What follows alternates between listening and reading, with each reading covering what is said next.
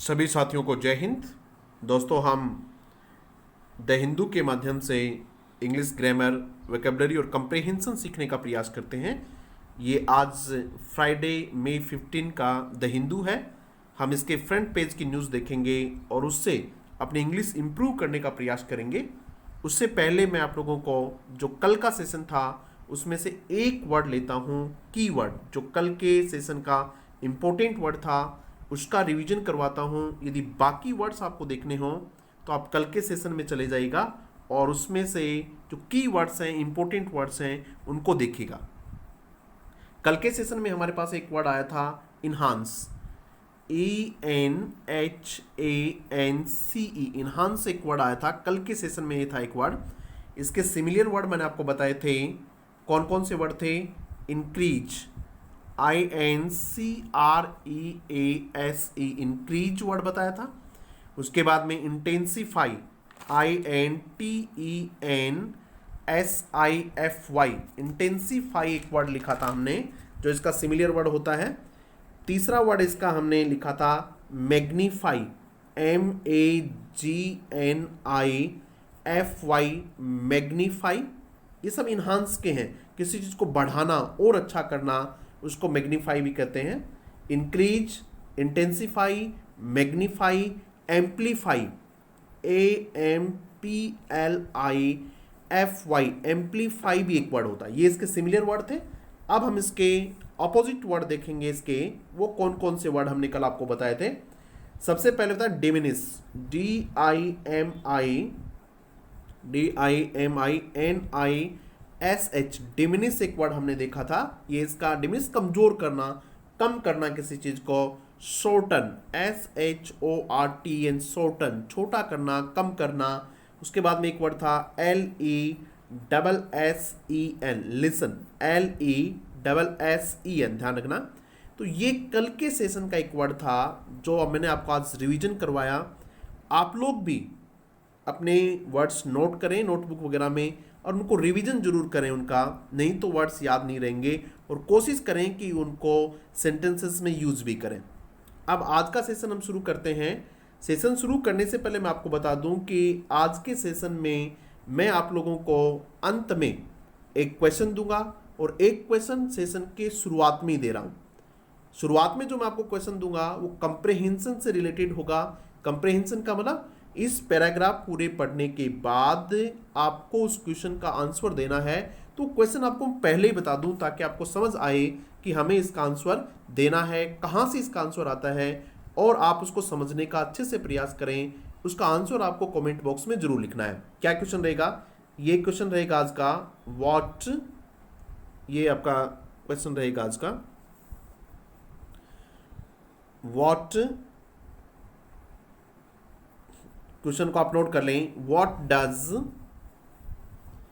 The second part, what does the second part, ये question है। What does the second part of, second part of economic, ECONOMIC, what does the second part of the economic stimulus, STIMULUS, what does the second part of economic stimulus focus on, FOCUS, focus on। ये question रहेगा आज आपका। इस question का answer आप लोगों को इस न्यूज पढ़ने के बाद क्या आपको समझ आता है इसका, वो आप आंसर हमें कमेंट बॉक्स में लिखेंगे।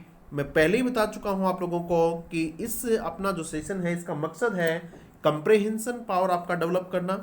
किसी भी एग्जाम में कंप्रीहेंशन के क्वेश्चंस आते ही आते हैं।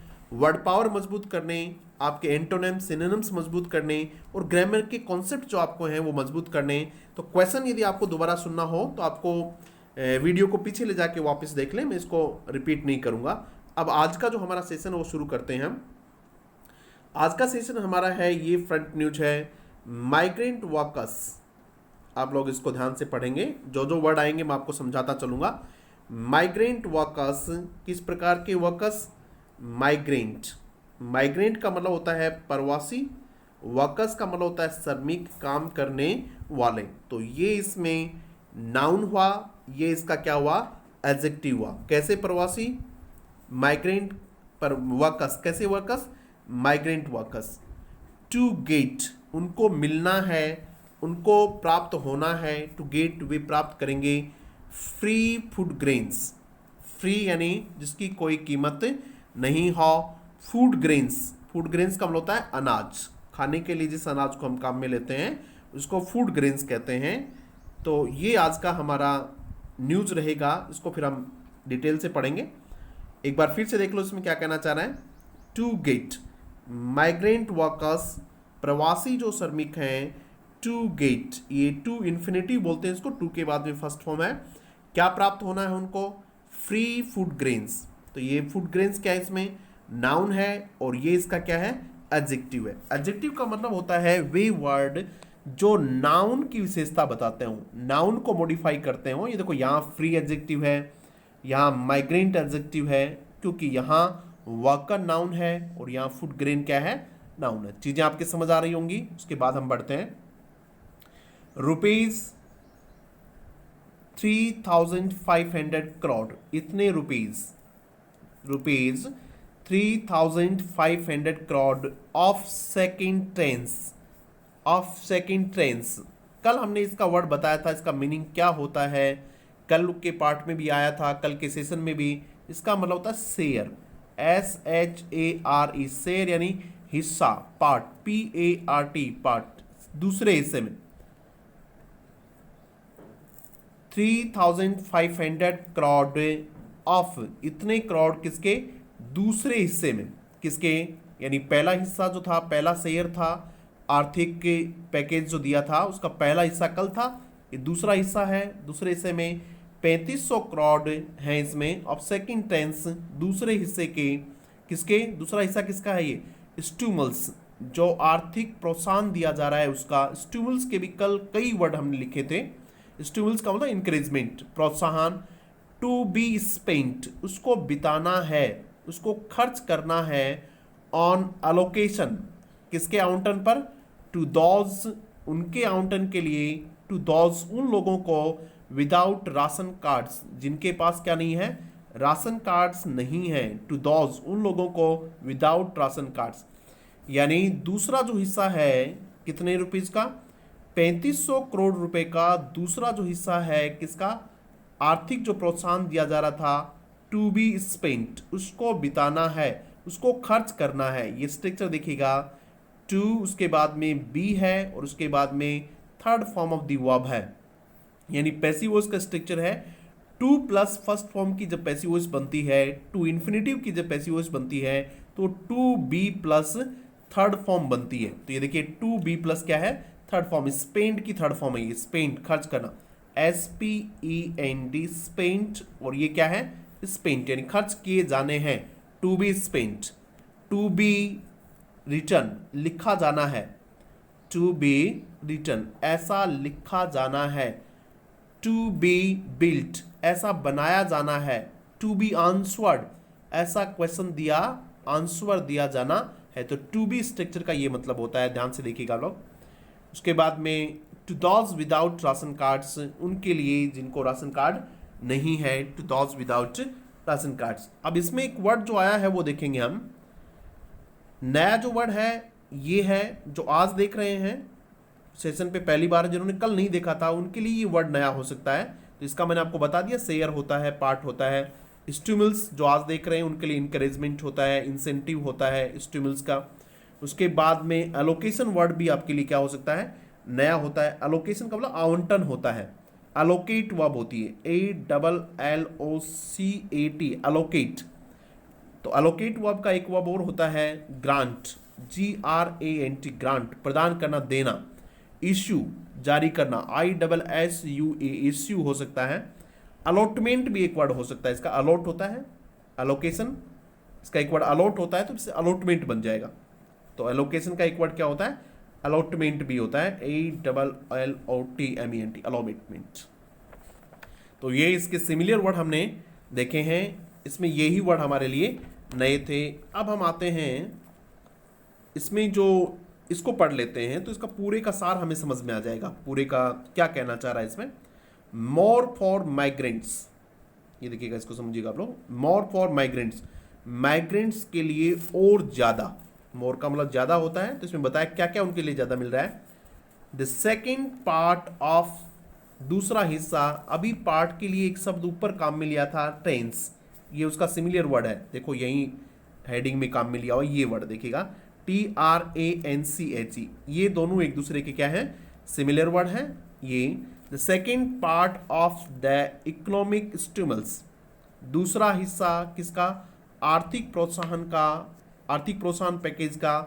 फोकसेस ऑन, वो फोकस करता है, फोकस के साथ ऑन प्रपोजिशन आता है, फोकस ऑन, इसके साथ एक वर्ड होता है डिपेंड ऑन, DEPEND, डिपेंड के साथ भी क्या आता है, ऑन आता है। तो कुछ वर्ड हैं आपको याद रखने चाहिए, उनके साथ कौन से फिक्स प्रपोजिशन आते हैं।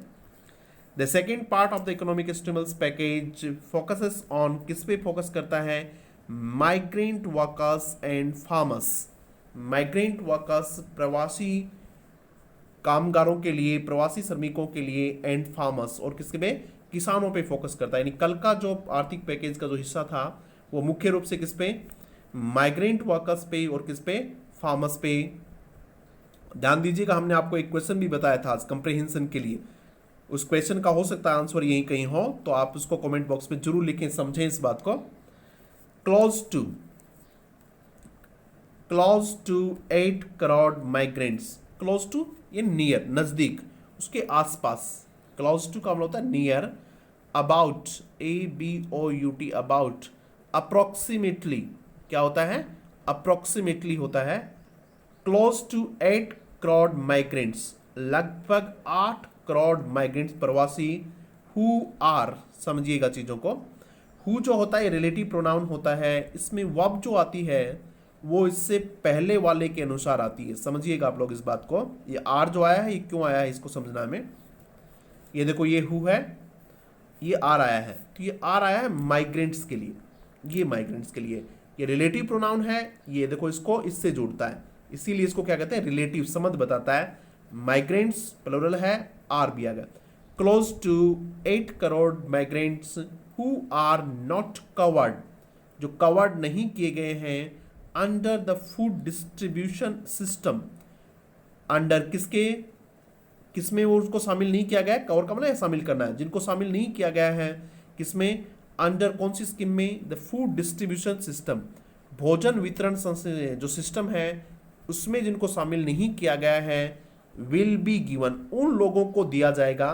अरे कुछ लोग हैं जिनको जो फूड डिस्ट्रीब्यूशन सिस्टम है, PDS वगैरह का जो सिस्टम है उसमें वो शामिल नहीं है, यानी जिनके पास राशन कार्ड के माध्यम से उनको नहीं मिलता है, विल बी गिवन, उनको दिया जाएगा 5 kg ऑफ ग्रेन्स, 5 किलो अनाज दिया जाएगा, पर पर्सन, हर एक आदमी के हिस्से में, यानी प्रति आदमी को 5 किलो अनाज दिया जाएगा, एंड 1 kg चना, और 1 kg चना दिया जाएगा पल्स दाल के लिए, पर फैमिली को, पर मंथ, एक महीने के लिए, फॉर 2 months, कितने महीने तक, 2 महीने तक लगातार ऐसा दिया जाएगा।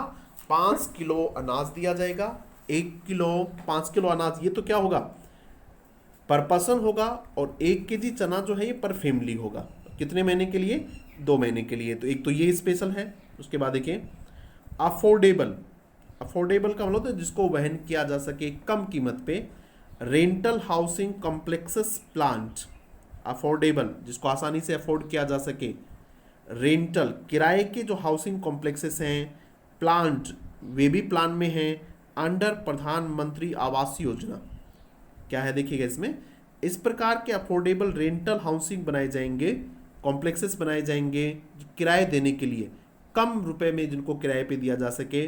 किसके तहत उनका प्लान हो रहा है, अंडर प्रधानमंत्री आवास योजना, प्रधानमंत्री आवास योजना के तहत कम किराए वाले मकान बनाए जाएंगे, जिससे प्रवासी लोगों को कम खर्चे पे, कम किराए पे, कम रेंट पे उनको घर दिए जा सकें, ये उनके लिए है। उसके बाद देखिएगा इंटरेस्ट सबवेंशन, इंटरेस्ट का मतलब होता है ब्याज, सबवेंशन का मतलब होता है सहायता, आर्थिक सहायता जिसको आप लोग कहते हो, उसको ये कहते हैं किसी चीज़ को स्पेशली छूट देने से संबंधित है ये।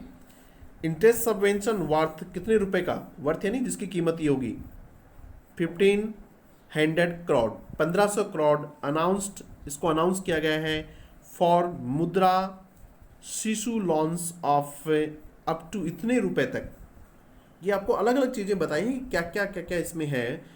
तो इतने की क्या होगी, ब्याज में छूट रहेगी, किसके तहत, जो मुद्रा शिशु लोन्स योजना है उनके तहत इतने करोड़ रुपए तक में क्या रहेगी, ब्याज में छूट रहेगी। तो कुछ चीज़ें हैं ये हमने इसमें समझी हैं। अब हम इसको न्यूज़ को पढ़ना शुरू करते हैं। आप वीडियो को अंत तक जरूर देखें। हम अंत में जितने भी की वर्ड्स हैं उन सब का रिवीजन करवाएंगे। जितने भी वर्ड्स आपको हम अब बता रहे हैं उनके सब को रिवीजन हम वहाँ देंगे। अ मेजर फोकस ऑन, एक मुख्य, मेजर वर्ड के कल हमने सिमिलर वर्ड लिखे थे। क्या क्या लिखे थे, किसी को याद आ रहा है क्या? मेजर के हमने क्या क्या लिखे थे? मेजर के लिखे थे इम्पोर्टेंट, क्या लिखा था हमने? इम्पोर्टेंट लिखा था, जो रोज देखते हैं वो जानते हैं। इम्पोर्टेंट लिखा था, सिग्निफिकेंट लिखा था, वाइटल लिखा था, चीप लिखा था, क्रूशियल लिखा था, वेरी लार्ज लिखा था। बहुत सारे वर्ड हमने इसके देखे थे, तो आप चाहें तो देख सकते हैं वहाँ जाके। अ मेजर फोकस ऑन, मुख्य जो फोकस है, बहुत बड़ा, बहुत इंपॉर्टेंट फोकस जो है। A major focus of the second tense, किसका? दूसरे हिस्से का। किसके दूसरे हिस्से का? Of the economic stimulus package, आर्थिक प्रोत्साहन पैकेज के दूसरे हिस्से का मुख्य जो केंद्र है, मुख्य जो फोकस है, जो अनाउंस किया गया है बाय, क्या अनाउंस किया गया है? The economic stimulus package announced by, जो अनाउंस किया गया है union finance minister Nirmala Sitharaman, उनके द्वारा किया गया है। कब किया गया है? On Thursday. Is to provide, वो प्रोवाइड करना है, उसको प्रोवाइड करना है, वो प्रोवाइड करेगा। अब ये देखिएगा, इसमें एक बार पढ़ लेते हैं, उसके बाद ग्रामर समझाएंगे। Is to provide free food grain, वो क्या प्रोवाइड, प्रदान करना होता है, देना होता है। वो फ्री फूड ग्रेन देगा, किनके लिए, कितने, कब तक? फॉर द नेक्स्ट 2 months, अगले 2 महीने तक के। टू माइग्रेंट वर्कर्स, किनको? माइग्रेंट वर्कर्स को देगा। हु डू नॉट हैव, ये देखिएगा फिर आ गया हु, इसलिए माइग्रेंट वर्कर्स है। ये जो वर्ब आई है किसके लिए? ये माइग्रेंट वर्कर्स की है। ये माइग्रेंट वर्कर्स प्लूरल है, और प्लूरल के साथ डू आता है, सिंगुलर के साथ डज आता है। हु डू नॉट हैव, जिनके पास नहीं है राशन कार्ड्स, जिनके पास क्या नहीं है, राशन कार्ड्स नहीं है, उनको 2 महीने तक फ्री फूड ग्रेन मिलना है। ये इसमें कहा गया है। एक बार दोबारा देखते हैं इस पूरे पैराग्राफ को। अ मेजर फोकस ऑन, ये हो जाएगा, कोई दिक्कत नहीं है। इसमें एक वर्ड था टेंस, इसको हम देख चुके हैं। मेजर फोकस किस पे है भाई? दूसरे हिस्से का जो आर्थिक पैकेज आया है उसमें मेजर फोकस किस पे है? ये मेजर फोकस है इज, यहां से देखिएगा ये इसकी वर्ब है, इसका सब्जेक्ट कौन है? इसका मेजर फोकस इज टू, बाकी सब के सब वो इनलार्जमेंट है।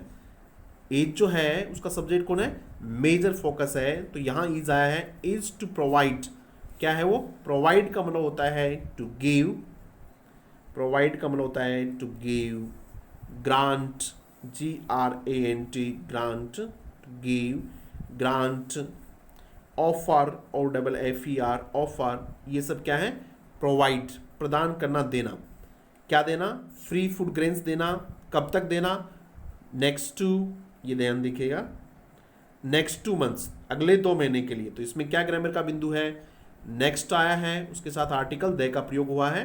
तो नेक्स्ट है, लास्ट है, फर्स्ट है, इन सब के साथ यदि कोई नाउन आता है तो फिर वो अपने साथ आर्टिकल दे लेते हैं। इसके साथ देखिएगा मंथ्स नाउन है, इसलिए ये क्या गया? आर्टिकल दे आ गया इसमें।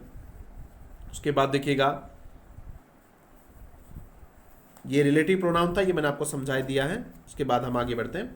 The centre will spend, centre will spend, spend यानी पैसे का खर्च करना। थोड़ी देर पहले हमने स्पेंट वर्ब देखी थी, टू बी स्पेंट, तो वो थर्ड फॉर्म थी, ये फर्स्ट फॉर्म है, क्योंकि सेल विल के साथ हमेशा कौन सी फॉर्म आती है? फर्स्ट फॉर्म आती है। The centre, centre government will spend rupees 3500 crore, 3500 crore रुपए फॉर दिस पर्पज, इस पर्पज के लिए सेंट्रल गवर्नमेंट जो है वो 3500 करोड़ रुपए खर्च करेगी फॉर दिस पर्पज। अब आपसे पूछा जाए कि ये दिस वर्ड यहाँ किसके लिए आया है? कई बार पैराग्राफ में इसी तरह के सेंटेंस आते हैं कि the word this refers to, ये पूरा सेंटेंस लिख देंगे, द सेंटर विल स्पेंड इतने करोड़ फॉर दिस पर्पज, और फिर नीचे देंगे the word this refers to. तो दिस कौन से पर्पज की बात कर रहा है, कौन से पर्पज की बात कर रहा है अभी बताइएगा, कौन से पर्पज की बात कर रहा है। ये एक क्वेश्चन है आपका। एक क्वेश्चन और है आपका आज के इसमें, मैंने लिख दिया मानो एक क्वेश्चन कि ये सेंटेंस है, यहां से आपका क्वेश्चन शुरू होता है, the centre will spend crore for this purpose. हो गया। अब क्वेश्चन शुरू होता है, the word this refers to, the word this THIS this refers to, REA refers to. आपको बताना है कि इसमें दिस किसके लिए आया है। The word this refers to, this purpose, ये दिस किसके लिए है, दिस पर्पज किसके लिए है, दिस पर्पज रेफर्स टू। यानी आपको बताना है कि दिस पर्पज किस पर्पज की बात की गई है। ये आप मुझे कमेंट बॉक्स में लिख के बताएंगे। देखते हैं आप कितना कंप्रेहेंड करते हैं चीज़ों को, कितना समझते हैं।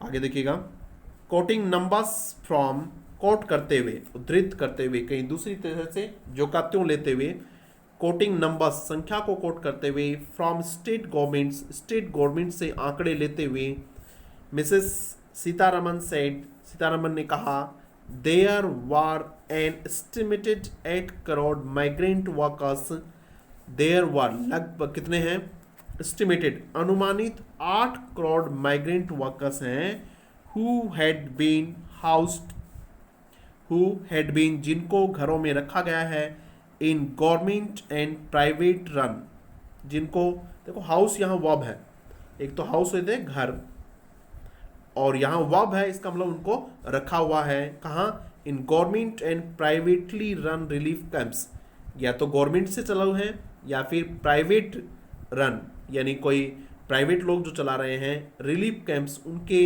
रिलीफ कैंप्स में उनको रखा है। रिलीफ यानी जहाँ आपको शरण मिलती हो, आराम मिलता हो, रिलीफ कैंप्स में रखा गया है। अक्रॉस द कंट्री, पूरे देश भर में, सिंस द लॉकडाउन, कब से, लॉकडाउन से शुरू हुआ तब से। तो अब इसको एक बार हम समझते हैं कि हमारे लायक इसमें क्या क्या चीज़ें हैं, ग्रामर की कौन कौन सी चीज़ें हैं, और वर्ड कौन सा इंपॉर्टेंट है। वर्ड इसमें ऐसा कोई भी इंपॉर्टेंट नहीं है जिस पे हमें ज़्यादा चर्चा करनी चाहिए। ग्रामर के कॉन्सेप्ट्स बहुत सारे हैं इसमें, देखो कौन कौन से कॉन्सेप्ट्स हैं। सबसे पहला कॉन्सेप्ट तो ये है कि देयर वर, इसको समझिएगा अच्छे से, there were an estimated 8 crore migrant workers. तो देयर के बाद ये जो वर्ब आई है, ये किसके लिए आई है, 8 करोड़ माइग्रेंट वर्कर्स के लिए आई है। नियम ये होता है कि जब देयर को इंट्रोडक्टरी एडवर्ब के रूप में काम में लिया जाए, तो वर्ब जो है यानी शुरुआत में काम में लिया जाए, तो वर्ब इसके बाद आने वाले नाउन के अनुसार होती है, और उसके बाद में नाउन कौन है, 8 करोड़ वर्कर्स है, प्लूरल है, इसलिए क्या आ गया, ये वर आ गया। समझिएगा, ये सब्जेक्ट वर्ब एग्रीमेंट में इस टॉपिक को हम बहुत पढ़ाते हैं, वहाँ पढ़ाया जाता है, तो देयर वर आएगा। समझ गए। इसको हम ऐसे भी समझ सकते थे कि देयर, THERE देयर, उसके बाद में a book in my bag. अगर ये ऐसा होता तो आप पे ईच और आर में से क्या लिखते, आपके पास ऑप्शन 2 है, ईच और आर, तब आप इज लिखते, क्योंकि इसके बाद में ए बुक है, सिंगुलर है, तो आप क्या लिखते हैं, ए लिखते, सॉरी इज लिखते हैं, बुक है तो क्या लिखते हैं, इज लिखते। समझ में आ गया। एक तो ये ग्रामर का कॉन्सेप्ट था जिसको हमने समझा। दूसरा जो ग्रामर का कॉन्सेप्ट है वो है हु वाला। तो हु में हु से पहले वाले के अनुसार वर्ब आती है, ये भी हमने समझ लिया था, पहले देख लिया था। उसके बाद में एक प्रेपोजिशन है, ये देखिएगा अक्रॉस, ये प्रेपोजिशन है अक्रॉस। थोड़ा इस प्रेपोजिशन के बारे में भी समझ लें। अक्रॉस का मतलब होता है ऑन एवरी पार्ट ऑफ, हर हिस्से में, यहाँ जो यूज हुआ है उसका बता रहा हूँ। अक्रॉस का मतलब होता है ऑन एवरी पार्ट होता है। अक्रॉस द कंट्री का मतलब है पूरे देश भर में, across the country. Across the village, ACCROSS, across the village का मतलब होता है पूरे गांव में, अक्रॉस द विलेज, ठीक है, यानी यहां से शुरू होके पूरे गांव में। तो अक्रॉस का मतलब होता है कंप्लीटली। अक्रॉस द कंट्री एक है सिंस, सिंस भी यहाँ प्रेपोजिशन है। निश्चित समय के लिए हम किसका प्रयोग करते हैं, सिंस का प्रयोग करते हैं आप प्रेजेंट परफेक्ट कंटिन्यूअस में पढ़ते हैं ना सिंस और फॉर, तो सिंस का प्रयोग निश्चित के लिए किया जाता है, फॉर का प्रयोग अनिश्चित समय के लिए किया जाता है, पीरियड ऑफ टाइम के लिए, इसका पॉइंट ऑफ टाइम के लिए किया जाता है।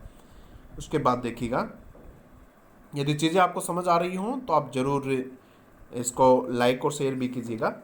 हम देखते हैं हाउ एवर, फिर भी। हाउ एवर का मतलब क्या होता है? फिर भी।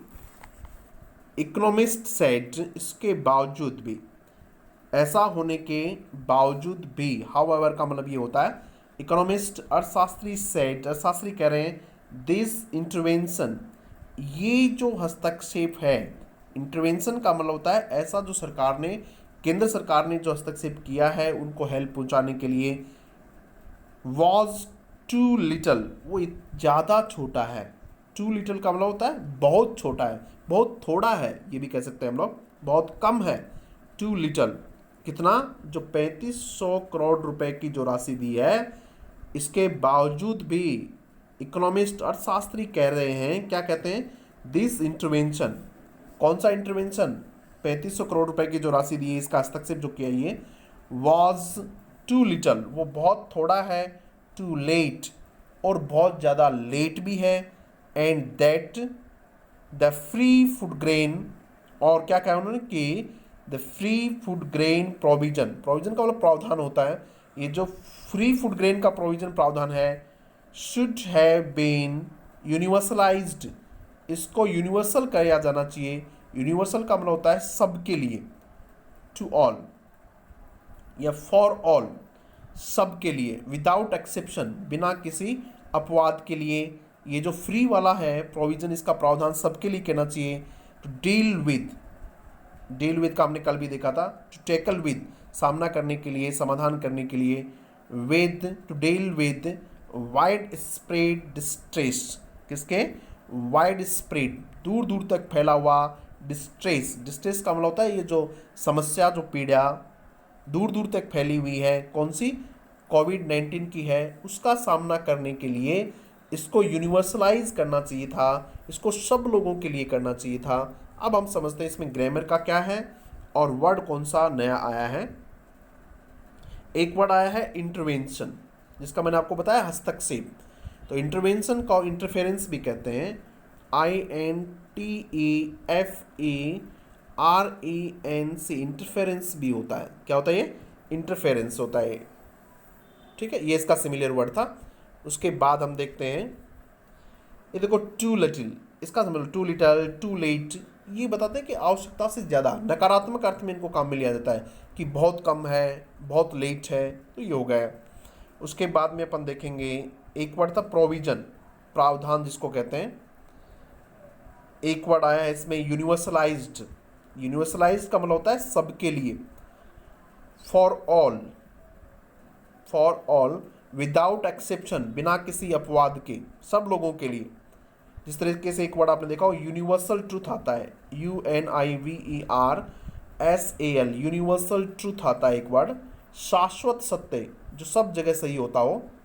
उसके बाद एक वर्ड आया है हमारा डिस्ट्रेस, डिस्ट्रेस वर्ड के कुछ सिमिलर वर्ड आप लोग लिख सकते हैं। डिस्ट्रेस होती है सफरिंग, SUFFERING, सफरिंग, पीड़ा। उसके बाद में एक वर्ड आता है पेन, PAIN, पेन, सफरिंग के बाद में क्या आता है? पेन। उसके बाद एंग्विश वर्ड आता है एक, ANGUISH, एंग्विश वर्ड आता है, ये भी पेन होता है। एक वर्ड था एगोनी, AGONY, एगोनी, ये भी क्या है? पेन होती है। उसके बाद में एक वर्ड आता है अफ्लिक्शन, AFFLICATION, अफ्लिक्शन, ये भी पेन और पीड़ा होती है। इसका एक अपोजिट वर्ड देख लेते हैं, एंटोनिम्स जिसको आप लोग कहते हो, वो होता है हैप्पीनेस, HAPPINESS, हैप्पीनेस। तो ये कुछ वर्ड आज हमने देखे थे। अब मैं आप लोगों को आज जो वर्ड बताए थे उनमें से एक क्वेश्चन दूंगा आप लोगों को। आपको वो क्वेश्चन हमें बताना है कि उसका सही आंसर क्या है, और वो है word allocation, ALLOCATION, allocation word है। आपको इसका सिमिलर वर्ड बताना है। एलोकेशन का सिमिलर वर्ड क्या है ये आप मुझे कमेंट बॉक्स में बताएंगे। 2 क्वेश्चन आप लोगों के लिए कंप्रेहेंशन के हैं। आपको यदि ठीक लगा हो तो अपने साथियों के साथ जरूर साझा कीजिएगा। Thank you very much.